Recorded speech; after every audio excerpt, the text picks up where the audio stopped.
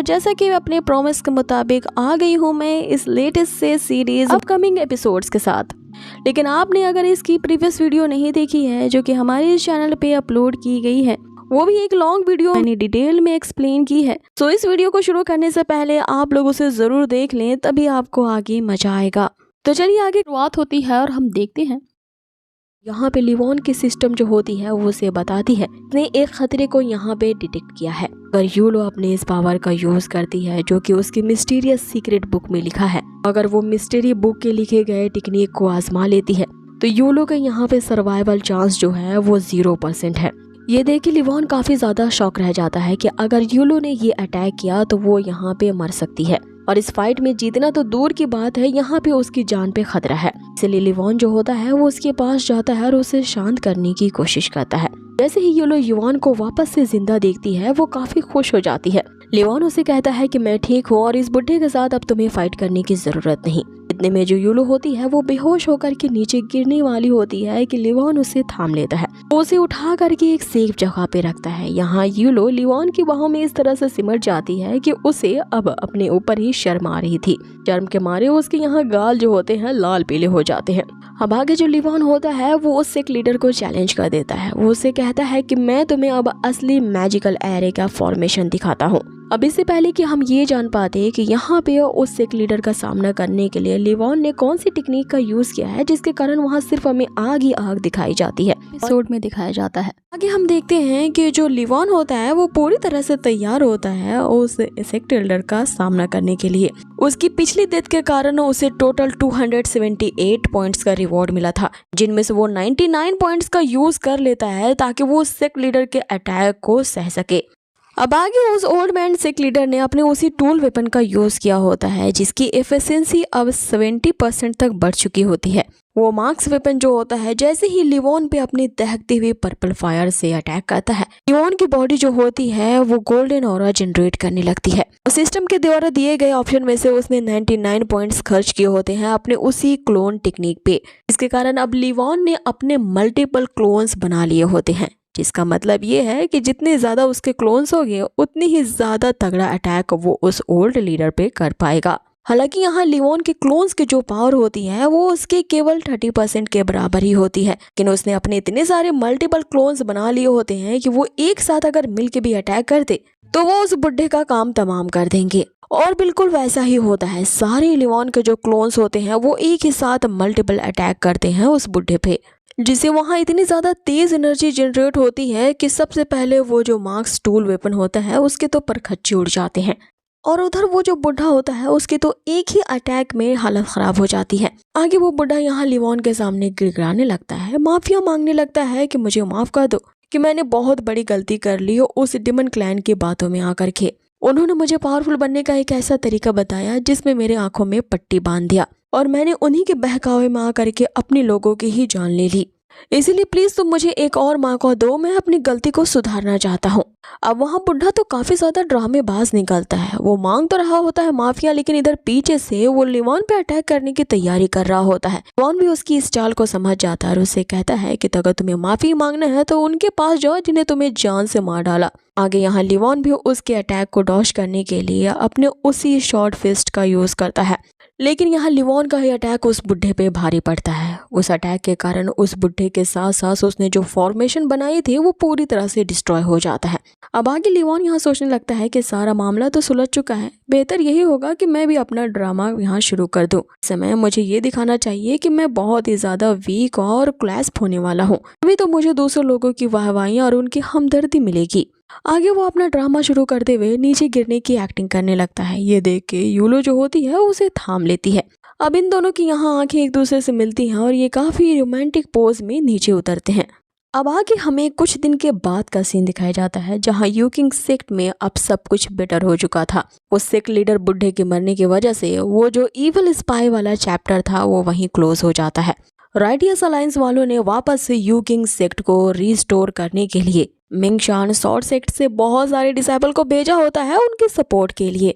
वहाँ के डिसाइपल्स ने आकर के यहाँ के सिचुएशन को अच्छी तरह से हैंडल कर लिया होता है। उन्होंने यू किंग सेट के अराउंड एक ऐसा बैरियर तैयार कर दिया था जिसके कारण कभी भी फ्यूचर में अब डेमंस इसका एडवांटेज नहीं उठा पाएंगे, न ही इस सेक्ट पे अटैक कर पाएंगे। और अब सब कुछ पहले की तरह यू किंग सेट में नॉर्मल हो चुका था, इसलिए यूलो और लिवॉन जो होते हैं वो कुछ दिन वहाँ पे और रुकते हैं ताकि यहाँ के खूबसूरत नेचर का मजा ले सके। इधर उसी यू किंग सेक्ट में रहते हुए लिवॉन ने अपनी कल्टीवेशन की प्रैक्टिस जारी रखी होती है। यहाँ पे सिस्टम द्वारा दिए गए पॉइंट्स का यूज उसने अपनी टेक्निक को इंक्रीज करने के लिए किया होता है। जैसे ही वो अपनी इस पावर को आजमाता है उसे पता चलता है कि उसकी स्ट्रेंथ और स्पीड जो है वो पहले के मुकाबले अब काफी ज्यादा इम्प्रूव हो चुकी है और उसके जो बेसिक एट्रीब्यूट्स है अब उस पे लिवॉन को निर्भर नहीं रहना होगा और हर बार उसे मरने के बजाय वो अपनी एफर्ट से ही किसी भी फाइट को जीत सकता है। उसे बार बार मरने की जरूरत नहीं होगी, उसमें इतना ज्यादा स्ट्रेंथ अब आ चुका है कि तभी वहां पे यूलो पहुंचती है जो कि उसे एक गिफ्ट देती है।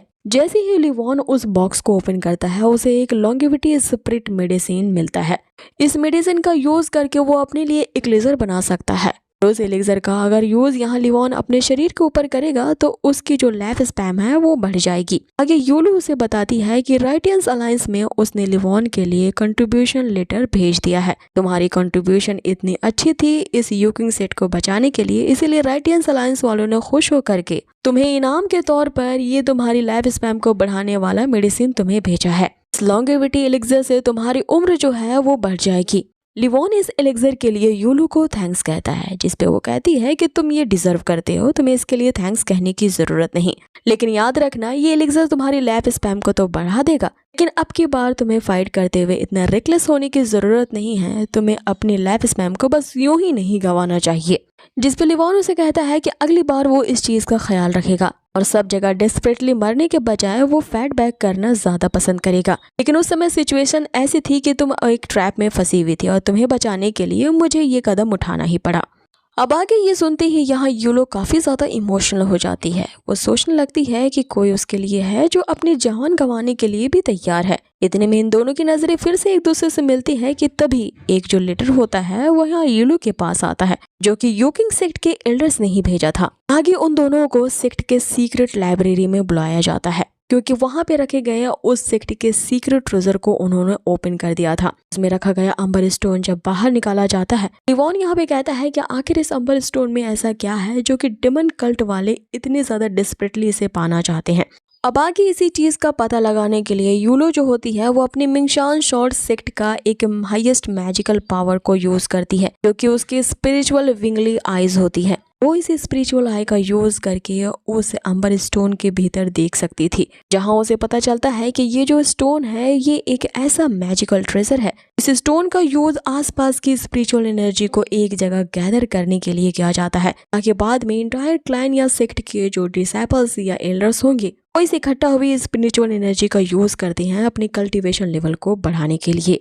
और अब अपने स्पिरिचुअल आई का यूज करके जो यूलो होती है इस अंबर स्टोन के बारे में बस यही जानकारी ही इकट्ठा कर पाती है जो कि इन लोगों को तो पहले से ही पता थी। यहाँ लिवॉन ये सोचने लगता है कि अगर ये जो अंबर स्टोन है उसे स्पिरिचुअल एनर्जी को इकट्ठा करके ट्रैप्स में बांटता है तो आखिर उस डिमन कल्ट वाले इस मैजिकल स्टोन को पाना क्यों चाहते हैं, उन्होंने इसे पाने के लिए इतनी ज्यादा तबाही क्यों मचा रखी है। इसमें यू किंग सेक्ट का एल्डर उन्हें एक बात बताता है कि जैसा कि उसे पता है इस यू किंग सेक्ट के जितने भी हिस्ट्री के बारे में उसने रिसर्च किया है इस स्टोन के बारे में बस वहां पे यही लिखा गया है ये स्पिरिचुअल एनर्जी को गैदर करता है।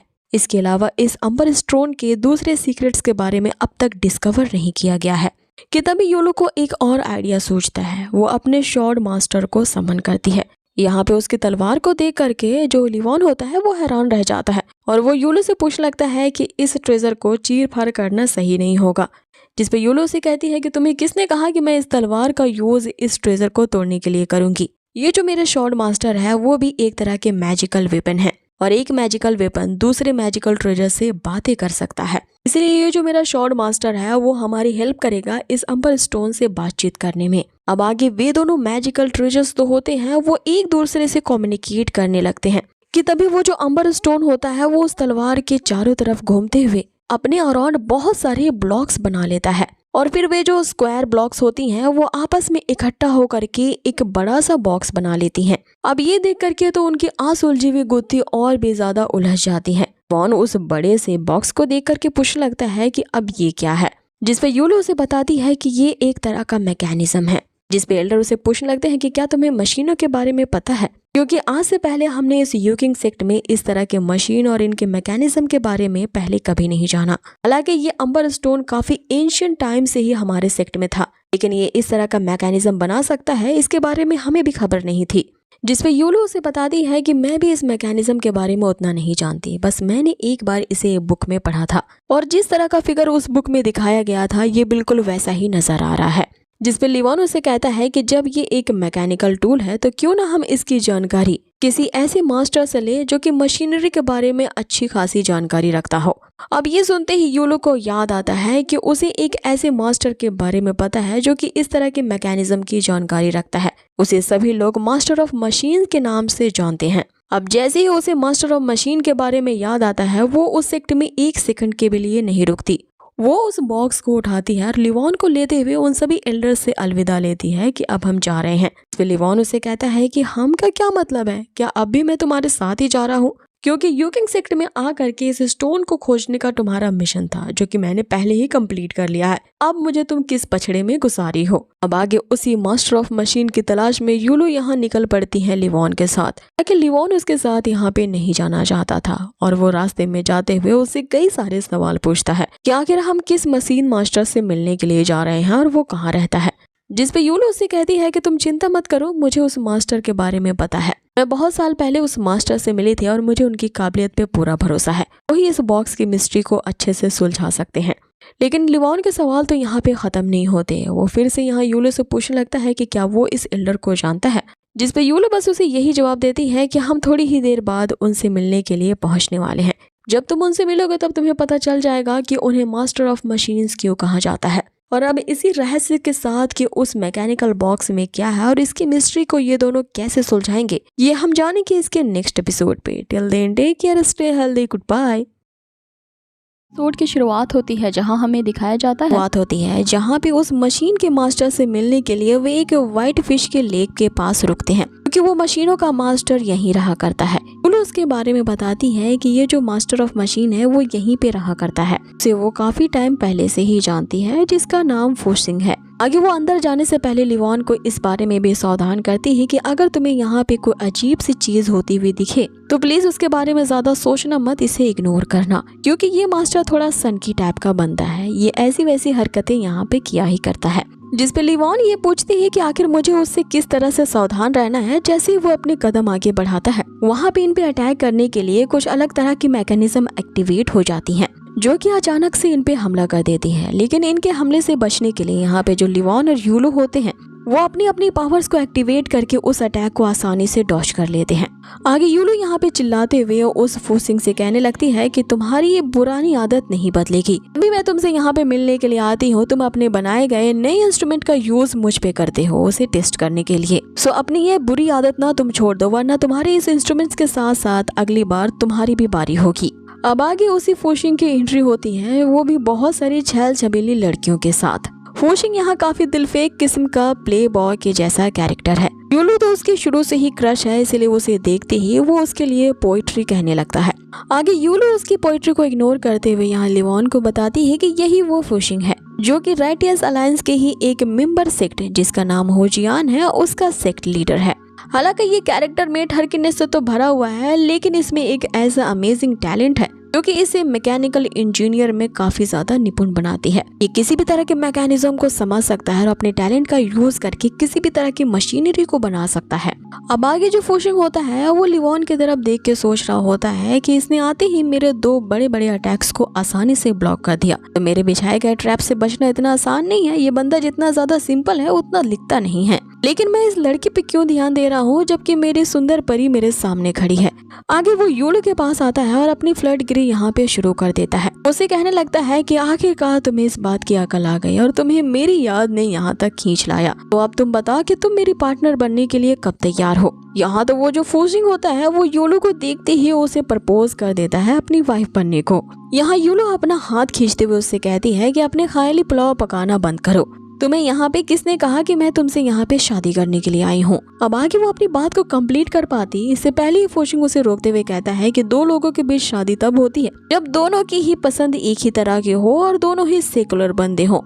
तुम भी एक प्रैक्टिशनर ही हो और मैं भी एक प्रैक्टिशनर हूँ, इसीलिए तुम्हारी मेरी वाइफ बनने का ये जो आइडिया है तुम्हारा ये काफी अच्छा है और मैं तुम्हारे इस फैसले से पूरी तरह से सहमत हूँ। तो बता कि हम शादी कब कर रहे हैं। यहाँ पे वो जो फ्यूजिंग होता है वो तो जबरदस्ती यूलो के गले ही पड़ जाता है। यहाँ यूलो उसे समझाने की कोशिश करती है कि मैं यहाँ कोई शादी वादी करने नहीं आई हूँ, राज तो क्या मैं तुमसे कभी भी शादी नहीं करूंगी। अब इस बात पे वो फोशिंग तो बहरा बन जाता है और उसके हाथ को ही पकड़ के कहता है कि अब इतनी भी जल्दी क्या है, तुम्हें मुझसे शादी करना है तो अभी हमारे पास टाइम है, तुम्हें इतना ज्यादा मुझे इंसिस्ट करने की जरूरत नहीं है। चलो तुमसे सब्र नहीं हो रहा है, तुम अभी के अभी ही शादी कर लेते हैं। इस बात से यहाँ जो यूलो का पारा चढ़ जाता है और वो अपनी पावर्स को एक्टिवेट करके अपने शॉर्ट मास्टर को समन करती है और जो एक भयानक लात उस फोजिंग को मारती है वो अपने ही लेप में जा गिरता है। अब आगे यूलो जो होती है अपनी ही तलवारों से उस पर अटैक करने लगती है और उससे चिल्लाते हुए कहती है कि मैंने तुमसे 1000 दफा कहा है कि हम सिर्फ दोस्त हैं। अब आगे यूलो को इतना ज्यादा गुस्सा में देख लिवॉन उसके पैर पकड़ लेता है और उससे कहता है कि हम यहाँ मास्टर ऑफ मशीनरी से मिलने के लिए आए हैं एक काम की वजह से, कहा कि उसे जान से मारने के लिए आए हैं, इसीलिए अपने गुस्से को शांत करो।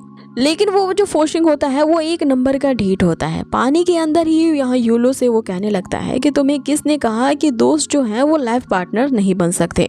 हम दोस्त हैं तो क्या हुआ, मैं तुमसे तभी शादी करने के लिए तैयार हूँ। अब उसका ये ढीठपन देखकर तो यहाँ लिवॉन भी हैरान रह जाता है कि ये किस दर्जे का ढीठ है जो कि इतनी ज्यादा मार खाने के बावजूद भी एक ही राग अलाप रहा है।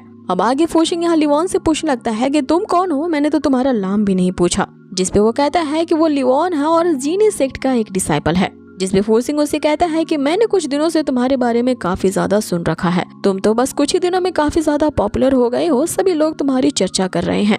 यहाँ यूलो उनकी बातचीत को रोकते हुए कहती है कि अभी ज्यादा जान पहचान बढ़ाने की जरूरत नहीं है, हम यहाँ पे किसी मकसद से आए हैं। मैं तुम्हारे पास एक डिवाइस लेकर के आई हूँ, तुम्हें मुझे बताना है कि ये किस चीज के लिए यूज किया जाता है और आखिरकार वो डेमन अलायंस वाले इसके पीछे क्यों पड़े हैं। जिसपे वो फोर्सिंग अपना बखान बताते हुए कहने लगता है कि दुनिया में ऐसी कोई भी मैकेनिकल मशीनरी नहीं है जिसकी पहेली को मैं ना सुलझा सकूं, इसीलिए तुम जिस भी डिवाइस के बारे में बात कर रही हो, हालांकि वो मैजिकल हो या ना हो, उसे मेरे सामने पेश करो। जैसे ही उस मिस्ट्री बॉक्स को यहाँ फोर्सिंग के सामने पेश किया जाता है वो एकदम हक्का बक्का रह जाता है और इसके बारे में बताने से पहले वो चारों तरफ देखने लगता है कि कहीं उनकी कोई बातें ना सुन ले, क्योंकि ये मिस्ट्री बॉक्स कोई ऐसी वैसी चीज नहीं बल्कि हॉल ऑफ एंशिएंट मैकेनिज्म होता है। आगे वो इसके बारे में पूरी हिस्ट्री बताने से पहले उन तीनों के अराउंड एक शील्ड क्रिएट कर देता है ताकि इसके अंदर कहीं भी बातें यहाँ से बाहर ना जा सके और उनकी बातों को कोई सुन ना सके। अब आगे यहाँ फोर्सिंग अपनी मैकेनिकल स्किल का यूज करके एक 3D वीडियो के जरिए उन्हें समझाने लगता है। बहुत साल पहले एंशिएंट टाइम की बात है, एक बहुत ही पुराना एंशिएंट टेम्पल हुआ करता था जिसे हॉल ऑफ मॉन्यूमेंट कहा जाता था। इस एंशिएंट टेम्पल को बहुत सारे मशीन मास्टर्स ने मिल करके बनाया था। कहा जाता है कि उस एंशिएंट टेम्पल में कुछ ऐसे पुराने जमाने के अवशेष रखे गए थे जिसका यूज करके किसी भी तरह के मैकेनिकल आर्ट को पीक पॉइंट पे पहुंचाया जा सकता था और उस एंशिएंट टेम्पल में खास तरह का एंशिएंट बॉल हॉल बनाया गया था। उसका मिसयूज होने के कारण उस बॉल हॉल को बहुत ही कड़ी निगरानी के साथ बंद कर दिया गया, लेकिन बहुत सारे लोगों ने उसका फायदा उठाने के लिए वहां उस एंशिएंट टेम्पल में जबरदस्ती घुसने की कोशिश की, लेकिन जिसने भी जबरदस्ती वहां घुसने की कोशिश की वो सभी मारे गए। यहाँ लिवॉन पूछने लगता है कि उस बॉल हॉल में ऐसी क्या चीज रखी गई थी जिसे पाने के लिए सभी मरने के लिए तैयार थे। जिस पे आगे फोर्सिंग बताना शुरू करता है कि उस बॉल हॉल में एक ऐसा मैजिकल वेपन रखा गया था जिसे पाने के लिए ही बहुत सारे कल्टिवेटर्स के बीच होड़ मच गई थी, इसीलिए उस एंशिएंट टेम्पल को ही बहुत पहले ही घुमा दिया गया और वो सिर्फ एक तरह की खास चाबी यूज करने के बाद ही अपीयर होता था। वो एंशिएंट टेम्पल हमेशा लैंड ऑफ शिंजू में ही अपीयर हुआ करता था। एक बार की बात है जब एक बार वो एंशिएंट टेम्पल अपीयर हुआ कई सालों के बाद, तो पहली बार उस टेम्पल में अंदर तक इंटर करने वाला एक डिमन था उसने अपनी काली शक्तियों का यूज करके वो उस टेम्पल के अंदर तो घुस गया, लेकिन वहाँ पे जो रिसोर्सेज रखी हुई थी जिनका यूज करके वो अपनी शक्ति को और भी ज्यादा बढ़ा सकता था, वो उसका यूज नहीं कर पाया। उसने टेम्पल की सारी बाधाओं को पार करते हुए लास्ट में उसके हाथों में कुछ ऐसे रिसोर्सेज लगे जिसे पाने के लिए उसने तुक्का लगाया और उसे उस टेम्पल की थोड़ी बहुत रिसोर्सेज मिल गयी, जिसका रिजल्ट ये हुआ कि जैसे ही वो डिमन बाहर निकला, डिमन अलायंस के जितने सारे डिमंस थे उससे थर थर कांपने लगे और उन्होंने उस डिमन को अपना एम्परर बना लिया। जिसपे यूलू उसे कहती है कि क्या ये वही डिमन एम्परर फूडियान था, जिसपे फोसिंग उसे बताता है कि हाँ तुमने सही गेस किया है। उसी डिमोनिक अलायंस का ही एक फॉर्मर लीडर था जिसे the short reborn dimmer emperor कहा गया। आगे लिवॉन के पूछने पर कि क्या उसने उस एंशिएंट टेम्पल हॉल के सारे रिसोर्सेज को कम्प्लीटली कंट्रोल कर लिया था, जिसपे फोशिंग उसे अब बताना शुरू करता है कि उसे उस टेम्पल की पूरी रिसोर्सेज तो नहीं मिली, इसलिए जब वो टेम्पल दूसरी बार अवेयर हुआ तो वो फिर से उसके अंदर गया ताकि अब की बार वो उस टेम्पल की सारी रिसोर्सेज को क्रैक कर पाए। लेकिन वहाँ की रिसोर्सेज को पूरी तरह से पाने के चक्कर में उसने कुछ ऐसे मैकेनिज्म को क्रैक कर दिया और ज्यादा पावर पाने के चक्कर में उसने ऐसी चीजों को वहाँ पे तोड़ दिया जिसके कारण वो वहीं पे फंसा रह गया। उस एंशिएंट हॉल के कोर अवशेषों को टूटने के बाद वो जो डिमन था उसने अपना ये खात्मा कर लिया कि वो सॉइल डिस्ट्रॉइंग एंडिंग पर पहुंच गया। उसकी सॉइल ही डिस्ट्रॉयड हो गई और वो उसी टेम्पल में ही कैद होके रह गई। कि तभी यूलो यहाँ पे रोकते हुए बताती है कि ये उसी साल की बात है। के बाद से कोई भी डिमंस का हमला राइटियन अलायंस वालों पे नहीं किया गया है क्योंकि उनका डिमन एम्परर जो वहाँ पे कैद हो गया था, इसके बाद से उनके डिमन किंग को कभी देखा ही नहीं गया। आगे फोशिंग यहाँ बताना कंटिन्यू करता है कि जितना कि उसने एंशिएंट बुक्स और डॉक्यूमेंट्स में देखा है, जिस आर्मर स्टोन से बने हुए मैकेनिज्म को तुम लोग मेरे पास लाए हो, उसी टेम्पल के अंदर बने हुए उस एंशिएंट बेस हॉल के अंदर एंट्री करने वाला एक चाबी है। चाबी जैसे उस ताले में फिट होगी, एक बार फिर से वो एंशिएंट हॉल सबके सामने अपीयर होगा। लेकिन कई साल पहले ये जो चाबी थी उस यूकिंग सेक्ट में जा गिरी थी और उनके हाथ में लगने के कारण उस यूकिंग सेक्ट वालों ने इसे एक सीक्रेट ट्रेजर समझा और उसे अपनी कल्टीवेशन के बढ़ाने के लिए एक ट्रेजर की तरह यूज करने लगे। यही कारण है कि डिमन अलायंस वाले इसी चाबी के पीछे पड़े थे ताकि वो वापस से उस टेम्पल के बेस हॉल को ओपन कर सके। जिसपे यहाँ लिवॉन को लगता है कि उन डिमंस का ये इरादा तो नहीं होगा कि वो सिर्फ उस एंशिएंट टेम्पल को ही ओपन करना चाहते होंगे ताकि वो यहाँ उस टेम्पल के छुपे हुए और भी सारा रिसोर्सेस को पा सके और अपनी शक्तियाँ बढ़ा सके।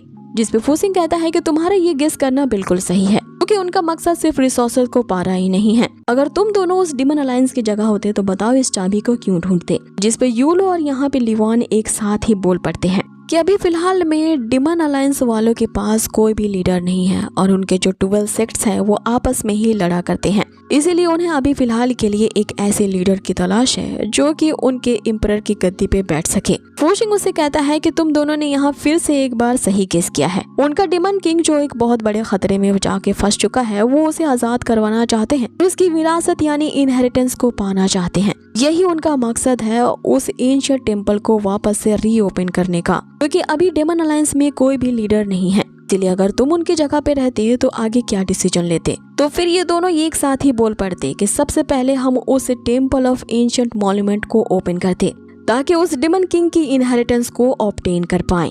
अब आगे फोशिंग उन्हें बताता है कि तुम्हारे सारे सवालों के जवाब मिल चुके हैं। वो डिमन अलायंस के जो 12 डिमन सेक्ट हैं, वे लोग भी यही करना चाहते हैं, इसीलिए वो इस चाबी के पीछे पड़े थे। उनका अब की बार ये गोल है कि उस एंशिएंट टेम्पल के सारे रिसोर्सेज को हासिल करने के साथ साथ वो उस डिमन किंग की इनहेरिटेंस को भी हासिल कर पाएं। यहाँ यूलू फोशिंग की तारीफ करते हुए कहती है कि मैंने तो तुझे कुछ ज्यादा ही अंडर एस्टिमेट कर लिया, लेकिन तुम तो एक इंसाइक्लोपीडिया निकले, तुम्हें इससे रिलेटेड काफी जानकारी है तुम्हारे पास। मैंने नहीं समझा था कि इतनी गोबर बुद्धि वाला इतना ज्यादा स्मार्ट भी हो सकता है। जिसपे वो फोशिंग उससे फिर से फ्लर्ट करते हुए कहने लगता है कि यूलो तुमने अभी मेरी स्मार्टनेस देखी ही कहाँ है, चलो किनारे मैं तुम्हें दिखाता हूँ कि मैं बंदा क्या चीज हूँ। जिसपे यूलो से ये कहते हुए कि कुत्ते की तुम कभी भी सीधी होने वाली नहीं है, वो उसे एक जोरदार पंच लगाती है। अब आगे यूलो से कहती है कि एक जोरदार पंच खाने के बाद तुम्हारी अकल ठिकाने आ गई होगी। चलो अब मेरे आखिरी सवाल का भी जवाब दे दो। हम तुम्हारे पास ये जो अम्बर स्टोन लाए हैं, इसका यूज कैसे करेंगे उस एंशिएंट टेम्पल को ओपन करने के लिए। जिसपे फोशिंग उसे कहता है कि मैं उस अम्बर स्टोन को ओपन करने के लिए ट्राई कर सकता हूँ। एक बार मैं इसके मैकेनिज्म को ओपन कर लूँ, इसके अंदर जो रखा गया अम्बर स्टोन है वो जैसे ही ओपन हो जाएगा, वो छुपा हुआ एंशिएंट टेम्पल को तुम अपने आप ही समन कर सकते हो। अब आगे उसके सवाल का जवाब देती ही फोशिंग उससे कहने लगता है कि सबसे इम्पोर्टेंट बात तो ये है कि हमें अभी के अभी तुम्हारे मिंगशान सॉर्ड सेक्ट जाना होगा। ताकि हम तुम्हारे एल्डर्स से हमारी शादी के लिए परमिशन ले सके। अब ये बात सुनते ही यहाँ योलो को फिर से चढ़ता है गुस्सा और वो फिर से एक जोरदार लात उसे लगाती है, जिससे वो फिर से एक बार और पानी में गिरता है और योलो उसे कहती है कि ठरकी तो कभी नहीं सुधरेगा। अब उसके इस तेवर को देख करके यहाँ बेचारा लिवोन की खटिया खड़ी हो जाती है। वो सोचने लगता है कि इस योलो से तो उसे बच के रहना होगा। उसका गुस्सा तो काफी भयानक है, वो कभी भी और कहीं भी किसी को भी पीट देती है। और उसके इसी डर के साथ ही ये एपिसोड भी यहीं फिनिश किया जाता है। सो गाइस, आप लोगों को ये आज का एपिसोड कैसा लगा है हमें कमेंट बॉक्स में जरूर बताएं। अब ये सीरीज तो काफी ज्यादा इंटरेस्टिंग होती जा रही है, जो कि हमारे अंदर और भी क्यूरियोसिटी पैदा कर देता है कि आगे क्या होगा ये जानने के लिए। अब ये जानने के लिए बने रहिए हमारे इस चैनल के साथ। और हाँ, अगर ये वीडियो आपको पसंद आई हो तो प्लीज इसे लाइक जरूर कर दें, क्योंकि आपके लाइक्स ही हैं गाइस जो मुझे और भी ज्यादा फर्दर वीडियोस को एक्सप्लेन करने के लिए बहुत ही ज्यादा मोटिवेट करते हैं। तो बहुत ही जल्द मिलते हैं इसके नेक्स्ट अमेजिंग से एपिसोड पे। Till then take care, stay healthy, good bye.